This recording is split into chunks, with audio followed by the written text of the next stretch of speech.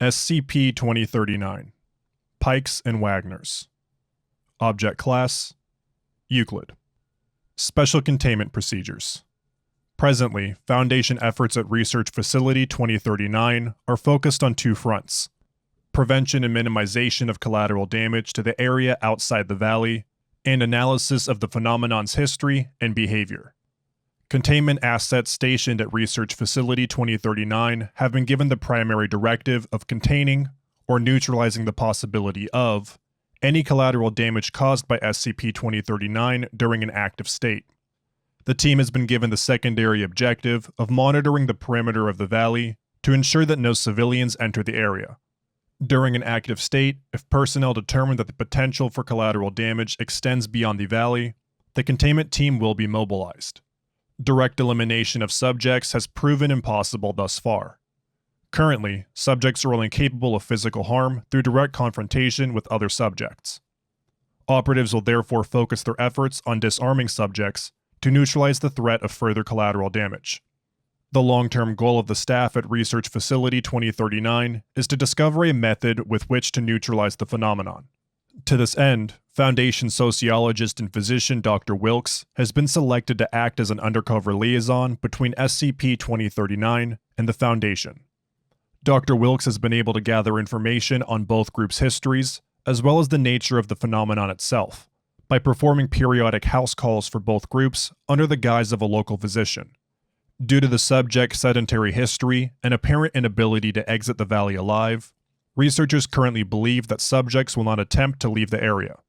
However, should SCP-2039 become capable of leaving the Valley, the potential for collateral damage has been deemed too high to dismiss as a possibility.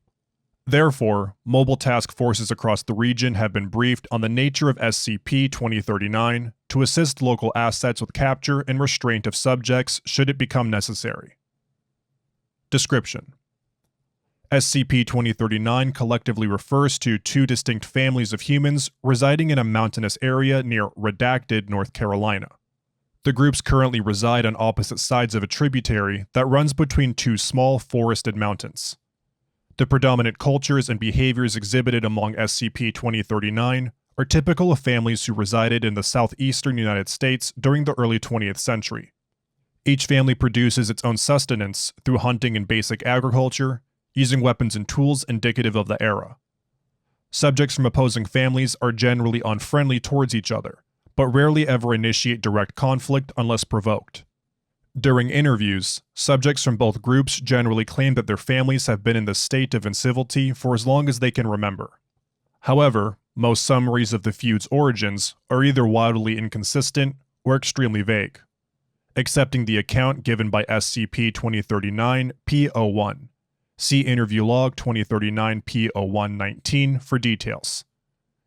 Since the Foundation's discovery of SCP-2039 in 1904, none of the subjects have shown any signs of physical aging, nor have they attempted to leave the Valley in which they reside. Attempts to remove subjects from the area by force have been met with extreme distress and violence, followed by cardiac arrest and death. Subjects remain deceased until returned to the area, where they will awaken at the end of the next active state, detailed below. SCP-2039-P refers to the Pike family, located on the southern mountain. This group consists of 36 individuals of varying age, who reside in a number of small shacks and cabins scattered along the hillside.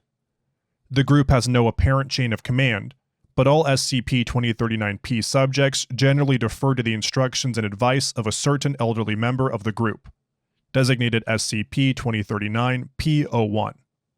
SCP-2039-P01 is a white female who appears to be between the ages of 60 and 75 years old. Subject claims its name is Dixie Mabel Pike, and prefers to be addressed by its given middle name, Mabel. SCP-2039-W refers to the Wagner family, located on the northern mountain.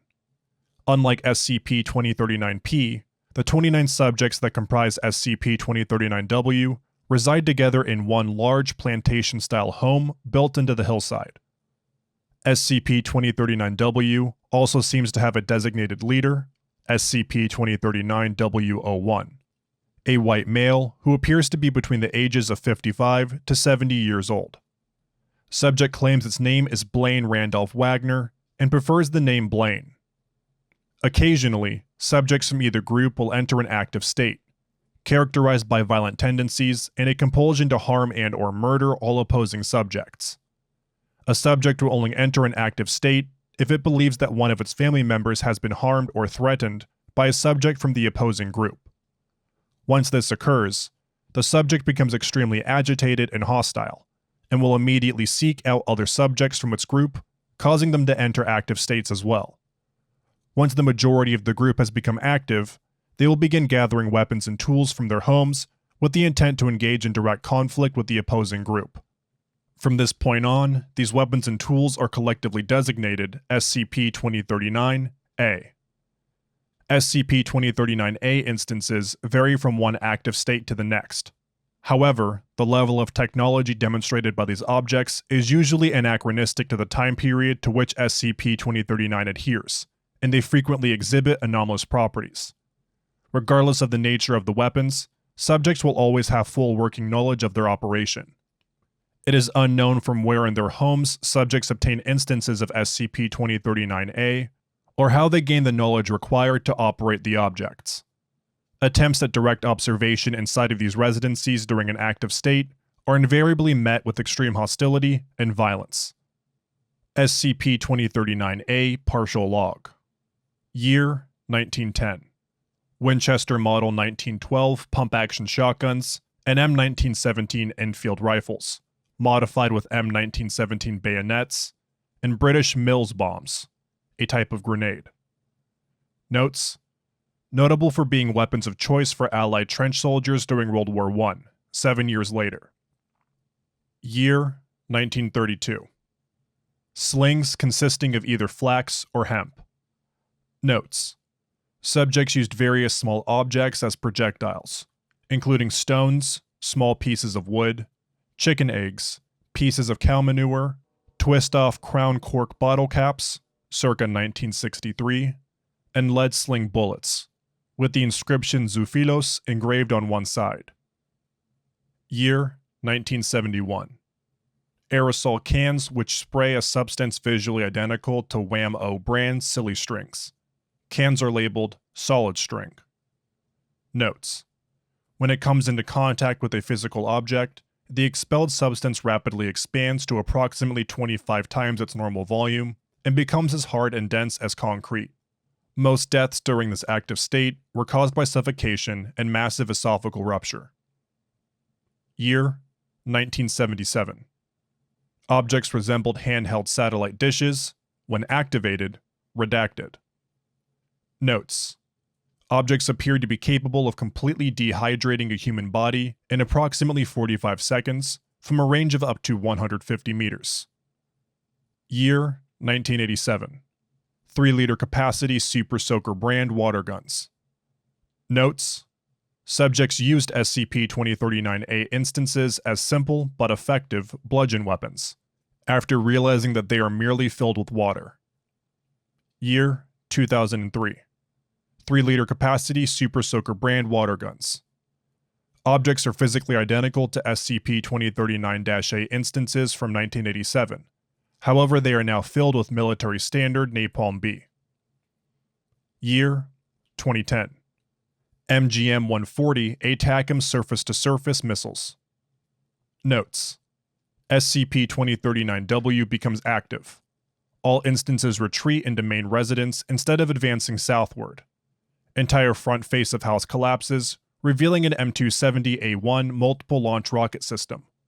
Local containment assets immediately mobilize and use localized EMP weapons to disable electronic targeting and launch systems. Subjects advance southward and proceed to engage SCP-2039-P in hand-to-hand combat. Missiles are later discovered to contain nuclear payloads. Year 2013. Thick woolen gloves which data expunged. Notes: once active state ends, remaining subjects discard gloves into river, where they dissolve into an opaque black liquid. Subsequent testing of water reveals data expunged. Once the active subjects have retrieved SCP-2039-A, they will advance towards the opposing group's residence, using the objects to attack all opposing subjects. This initial assault will inevitably trigger active states among opposing subjects, who will procure their own instances of SCP-2039-A and begin retaliating. If a subject becomes disarmed, it will continue the assault undeterred, engaging other subjects through hand-to-hand combat. The conflict will continue until either SCP-2039-P or SCP-2039-W is completely eliminated, including SCP-2039-P-01 and SCP-2039-W-01. Once this is accomplished, remaining subjects will retreat into their respective homes and fall asleep, regardless of the time of day. After a dormancy period of 12 to 36 hours, all instances of SCP-2039-A will vanish, all collateral damage caused by SCP-2039 within the valley will instantly be repaired, and all subjects, both living and deceased, will awaken, completely devoid of injury. The subjects will then resume their daily routines and activities, behaving as if no conflict has taken place. Interviews conducted immediately after an active state reveal that subjects retain no memory of the conflict, with the exception of SCP-2039-P-01 and SCP-2039-W-01, who apparently retain the memory of every active state since the phenomenon's inception. Interview Log 2039-P-01-19. Interviewer: Dr. B. Wilkes. Interviewed: SCP-2039-P-01, Mabel Pike. Note: this informal interview takes place in the residence of SCP-2039-P-01 during one of Dr. Wilkes' undercover house calls. 3 operatives are stationed in the forest nearby in case extraction is needed. Through multiple visits and conversations, SCP-2039-P-01 has grown comfortable enough with Dr. Wilkes to reveal the nature of SCP-2039. See Interview Log 2039-P-01-15. The purpose of Wilkes' line of questioning during the visit is to determine the origins of the SCP-2039 phenomenon. Irrelevant dialogue expunged. Wilkes: So, Mabel, what started this mess with the Wagners? P-01: You're gonna have to be a little more specific, dear. What do you mean? Well, I mean, which mess are we talking about? The one where them Wagner twins burned down Sal's hay shed? Or that time where Blaine Wagner himself killed 3 of our dairy cows just for spite? Or maybe you mean the time Judy found Ervil Wagner with a chicken? I'm sorry. I mean in general. The way you all talk about it seems this bitterness and hostility has been around for a very long time. What happened all those years ago? Oh, Doc, you don't want to hear about all that nonsense. It's such a long story and you got plenty of things more important to worry yourself with. You're my last call of the day, dear. I've got nothing but time if you want to talk about it. And I've seen my fair share of strange. I might be able to help with this cycle you told me about. Well, I doubt that, sweetheart, but hell, if you really want to know, I'll tell you what I can recall. Blaine Wagner and me used to be real close, back when we was kids. Thick as thieves, they called us, and for good reason. Our family used to call us the Wild Bunch, after Butch Cassidy's old gang. We had a knack for snagging all sorts of sweets and whatnots from our neighbors around the valley. Sounds like you might as well have been family. Well, what's family, really? The people you share blood with? Or the people you grow up with, eat dinner with, steal candy with, wade through shit with? So yes, Blaine was my brother. Closest thing to a brother I ever had, anyway. So, what happened that drove you both to hate each other so much? When we was in our 20s, I met a girl, a blonde little spitfire named Lucy. Gracious, we loved each other like soil loves water. Now back then, they'd all but lynched girls who fancied other girls, so we had to keep it to ourselves. I was so scared, I didn't even tell Blaine about her. In the end, I didn't have to anyways, I guess. Some of them Bolig boys caught sight of me and Lucy walking home one day, getting real close and holding hands. I thought they must have ran their ignorant mouths to Blaine. Couple days later, Lucy had invited me over to a picnic lunch while her pappy was at work. When I walked in the door, I found Blaine standing over her body, holding a Smith & Wesson. I remember thinking how pretty she was with red hair. What happened between you two after that? Well, I was pretty damn upset, to put it lightly. I swore I'd never have anything to do with that murdering son of a bitch ever again. Never even let him try to explain what happened. Years went by. I ended up settling down with one of them Pike boys, Walter. God rest his soul. We had a bunch of kids and grandkids, had a farm and whatnot, but it wasn't love. Not really. I never went a whole night without dreaming of Lucy's pretty face covered in her own blood. And living right across the river from the bastard that shot her just about drove me crazy. I never did really tell anyone what happened between me and Blaine. All they knew was that old Mr. Wagner did something really awful, and so we hated each other. Did it get violent? For a good while, no. There was an occasional scuffle over some crops or a couple of harsh words thrown across the river, but nothing violent. So when did it become more than shouting matches? Well, after Walt passed, I went to a real dark place. Started dreaming of ways to make Blaine pay for the miserable life I'd lived since he killed my Lucy. It's all I thought about for a couple of years. It was about that time I got a visit from the gray-eyed man. Gray-eyed man? Yes, sir. Gray and shifting, like a thundercloud. Said he was some kind of collector or storyteller or something. Said he loved a good tale, and asked if I knew what actually happened to Lucy way back when. Now that took me by surprise.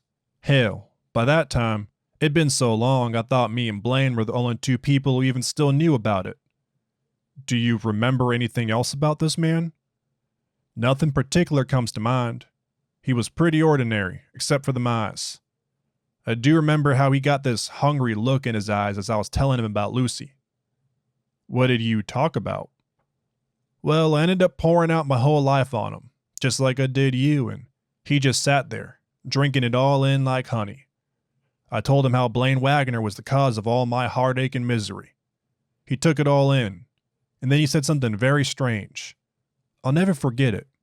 He said, "Mabel, I want to help you finish this story." I asked what the hell he was talking about, and he says, "I want to give you the tools to punish Blaine Wagner forever." Strange. What did he mean by that? At the time, I really had no idea. I thought he was going to try to sell me something, like one of them snake oil people from up north. So, how did you respond to his offer? Like I said, I was in a real dark place. I would have sold my soul to get back at Blaine. So I asked the gray-eyed man what he wanted from me. He said, "I don't want anything from you, Mabel. I just want to give you an end to the story. A forever after, if you will." I told him that sounded exactly like what I needed, and we shook hands. Never saw him again after that. I'm sorry if this is too upsetting right now. We can talk later if you want. No, I'll be all right. Remembering that man's eyes just gives me the willies is all. Sorry. Right. Anyway, a couple days later, one of my youngest, Jerry, comes home screaming and hollering about something them Wagners did. Wasn't long until the whole family was up in arms, passing out torches and rifles. I tried to shut them up and figure out what happened, but they wouldn't hear none of it. I could see it in their eyes, this hungry look, the same look I got from that storyteller man. They was out for blood. I watched from my front porch while they stampeded across the valley like bulls in a thunderstorm, straight towards the Wagner place. I could hear the guns and screaming from all the way over here. I watched that house go up in flames. Could hear some of the Wagner grandkids squealing like pigs while they burned, even from that far away. You read the Bible, B? On occasion. In the book of Matthew, Jesus said something about people being thrown out of the kingdom and into darkness, where there was all sorts of weeping and wailing and gnashing of teeth. Footnote 1, Christian Bible, Matthew 8:12. That's what I heard that night, B. Hell. Plain and simple. That's awful, Mabel. I can't imagine how you must have felt. Oh, Doc, look at me getting all dramatic with this hellfire and brimstone nonsense. Anyway, I don't remember fainting, but I do remember waking up in my bed the next day. It was like nothing ever happened. There were no guns, nobody was hurt, nobody was mad or screaming. Hell, even the Wagner place was still there, like he forgot that it was supposed to be on fire. I was starting to think maybe it was just a bad dream until Blaine Wagner himself ran up to my house screaming, "Mabel, what in God's name did you do? What the hell happened last night?" He had this terrified look in his eyes. He looked like a man possessed. My boys thought he'd gone nutty, so they chased him back across the river. I heard him scream, "You'll answer for this, Mabel Pike. This story is far from over," before they ran him off. I honestly didn't know what I had to answer for. I didn't think any of that hogwash the gray-eyed man had said actually held any weight, but I guess I was wrong. So, when did Mr. Wagner first retaliate? Well, I wouldn't really call it retaliation. I don't think Blaine actually had anything to do with what happened next. All I know is, about a week later, me and Ezekiel were canning some beans, when all of a sudden Zeke just drops out of his chair, a long black arrow sticking out of both sides of his neck. That's when I saw a horde of Wagners running out of the woods, carrying some real funny looking bows with these little pulleys on the ends, screaming and shooting thin black arrows with shiny metal tips every which way. The Wagners were attacking your family? The way they were screaming reminded me of how my family sounded when they burned down the Wagners' house. I didn't hear a whole lot of it though. One of them managed to sink an arrow right here in my leg and it, pardon the expression, dropped me like a horse turd. The last thing I remember seeing was Errol Wagner standing over me, staring straight into my soul. And then he spoke to me. What did he say? The end. Then he drew back on the bow and everything went black. I woke up in my bed just like before. Zeke was just fine sitting outside canning beans. No arrows, no Wagners, just like before. My God, Mabel. Does just like every time before. Just like every time forever. Oh God. Forever. The storyteller man said forever. We can stop now, Mabel, it's okay. No, B. Forever. He said forever. I'm gonna keep dying forever. Oh God. Lucy, I'm so sorry. At this point, subject's distress becomes audible across the room, attracting the attention of SCP-2039-P27, subject's grandson and caretaker. SCP-2039-P27. Granny Mabel, what's going on? Is he bothering you? No, Zeke, everything's fine. Mabel just got a little excited, see? We were just talking, nothing is... Their eyes were gray. Oh God, Ervil's eyes were gray. They were hungry and gray. All their eyes were gray. Oh God, Lucy, why are they all gray? What in the hell did you do, huh? Did Blaine Wagner send you here? Zeke, please calm down. It's me, Dr. Wilkes. We were just talking. Them bastard Wagner pieces of shit sent you here, huh? You think you're just gonna come in here and hurt my family, Doc? We'll see about that. Subject exits room, presumably entering an active state. Wilkes quickly exits subject's residence. Come in, exit team. Pike 27 has gone active. I need extraction, now. Therefore, by their fruits, ye shall know them. Footnote 2, Christian Bible, Matthew 7:20. Where is that sumbitch? We will be punished with everlasting destruction and shut out from the presence of the Lord and from the glory of his might. Footnote 3, Christian Bible, 2 Thessalonians 1:9.